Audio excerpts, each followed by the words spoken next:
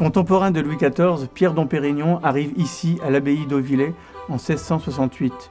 Il y décédera en 1715. Nous savons que Pierre Dompérignon est à la source de l'assemblage en Champagne et de l'introduction du bouchon. En ce qui concerne l'effervescence, nous savons très bien qu'elle est issue de plusieurs années de travail, d'observation, voire de refus. Pierre Dompérignon était cellerier ici à Auvillers.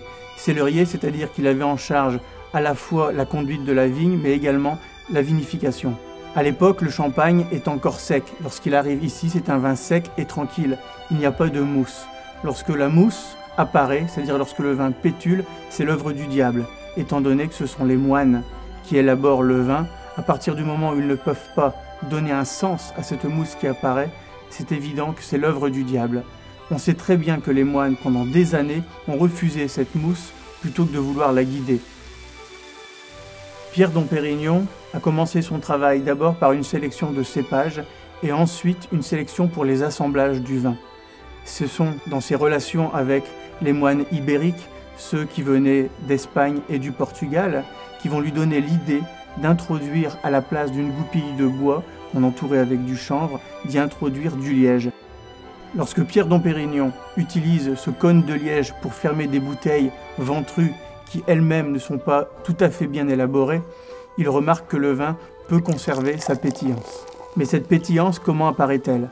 Aujourd'hui, nous savons quel est l'effet de levure, des levures donc un champignon, un être vivant qui, en mangeant du sucre contenu dans le raisin, contenu donc dans le mou, dans le vin, se transforme en effervescence et en alcool.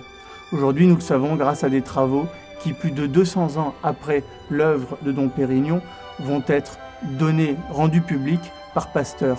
Le vin de Champagne est alors effervescent, mais il ne prend pas encore le nom de Champagne. On parle de vin d'Ailly, de vin d'Ambonnay, de vin de Cramant. Il garde toujours le nom du village d'où il est issu.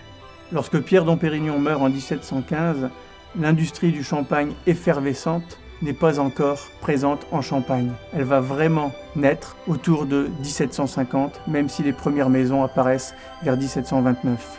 Une nouvelle industrie naît alors en Champagne, à la fois une industrie du verre, très importante pour l'élaboration du champagne, et une industrie de vin effervescent.